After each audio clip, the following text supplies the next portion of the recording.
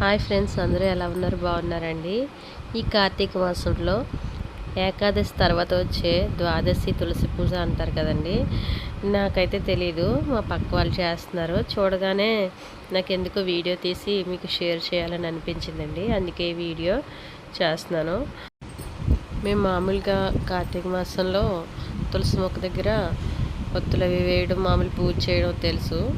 ఈ ద్వాదశి తులసి పూజ రావి ఉసిరికాయలు కొమ్మ తెచ్చి పూజ చేయడం అనేది నాకు తెలియదండి. మా అమ్మగారికి కానీ మా అత్తయ్య గారికి కానీ ఆనవలేదు. దానివల్ల నేను దీని గురించి తెలుసుకోలేకపోయాను. మా పక్క వాళ్ళు చేస్తుంటే చూసి మీకు వీడియో తీస్తున్నాను. చాలా బాగా చేశారండి.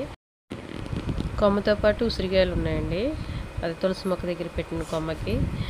ఇక్కడ రాగి ఉసిరి, తమలపాకు మీద రాగి ఉసిరికాయ పెట్టి, రాగి ఉసిరికాయ మీద బుట్టొత్తు అంటాం కదండి మనం కార్తీక మాసంలో యూజ్ చేసే వద్దు, అది నేతిలో నానబెట్టింది పెట్టి ఫ్యామిలీ మెంబర్స్ ఒక్కొక్కరు పూజలో వెలిగించారనమాట. ఒక్కొక్కరు ఒకటి చెప్పున.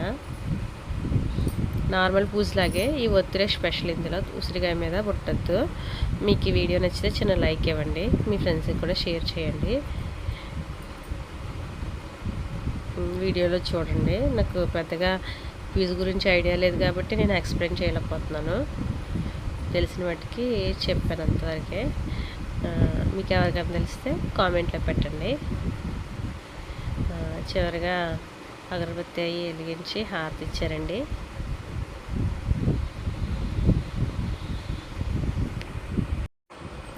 పూజ అయితే కంప్లీట్ అయిపోయిందండి.